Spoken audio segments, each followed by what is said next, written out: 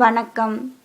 சித்தர்களை பார்ப்பதற்கான மந்திரங்கள் பற்றி பார்க்க போகிறோம்.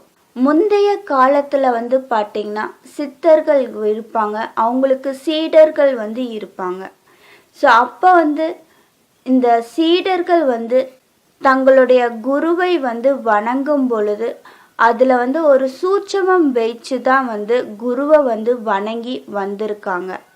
இதை காலப்போக்கில் அழிஞ்சிட்டு வந்திருக்கு. இந்த காலகட்டத்தில் நம்மளால சித்தரை பார்க்க முடியுமா அப்படின்னா இது ஒரு உண்மையிலே ஒரு பெரிய கேள்விக்குறியான விஷயந்தான். ஆனால் நம்மளால சித்தர்கள் பார்த்திங்கன்னா இந்த மந்திரங்கள், அதாவது மூல மந்திரங்கள் துணை கொண்டு நம்மளால நேரில் தரிசிக்க முடியும் அப்படின்னு சொல்கிறாங்க.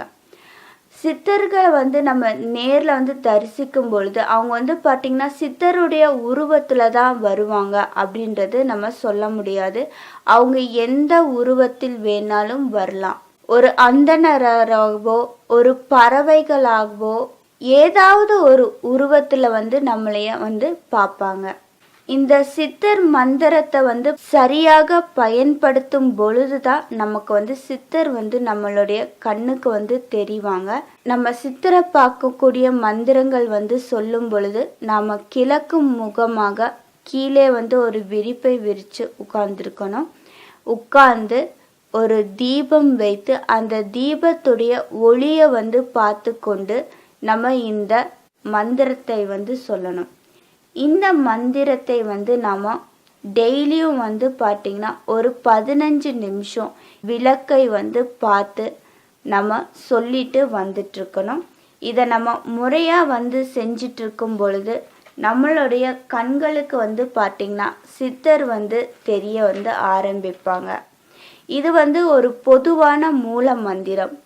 சிலருக்கு பார்த்திங்கன்னா குறிப்பிட்ட சித்தர்களை வேண்டிக் கொண்டு இருப்பாங்க. திருமூலர், அகத்தியர், பாம்பாட்டி சித்தர், போகர், சட்டைமுனிநாதர் இந்த மாதிரி வேண்டிக் கொண்டு இருப்பாங்க.